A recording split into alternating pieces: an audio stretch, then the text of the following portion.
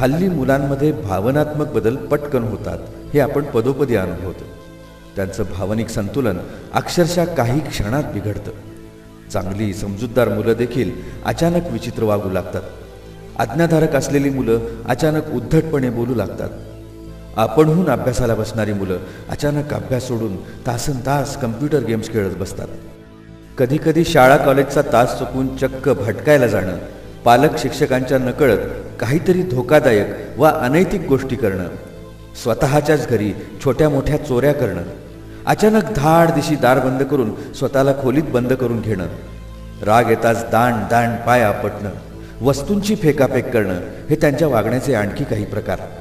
गेल्या काही वर्षात teenager brain and emotional imbalance या विषयावर बरेच निष्कर्ष मेंदूविज्ञान तज्ज्ञांच्या हाती आले आहेत. शरीरातील न्यूरो सर्किट्सनुसार मानसिक असंतुलन हा प्रकार कोणाच्याही बाबतीत अचानक होऊ शकतो आणि तो कोणत्याही थराला जाऊ शकतो.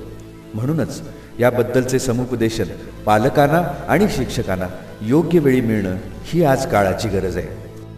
कारण मुलं रागाच्या भरात, तणावाच्या दडपणात किंवा नैराश्याच्या विळख्यात काहीही करण्यास प्रवृत्त होतात आणि मग याच्या भयानक परिणामाच्या बातम्या आपण वृत्तपत्रांमध्ये वाचतो. अपहरण, बलात्कार, खून, आत्महत्या. लहानपणी अतिशय निरागस असणारी ही मुलं मोठी झाल्यावर कोणतेही वाईट कृत्य अगदी बेधडकपणे करण्याइतकी जाणीवशून्य कशी काय होऊ शकतात, हा सध्या पालकांना आणि शिक्षकांना खरोखर अस्वस्थ करणारा एक ज्वलंत प्रश्न आहे.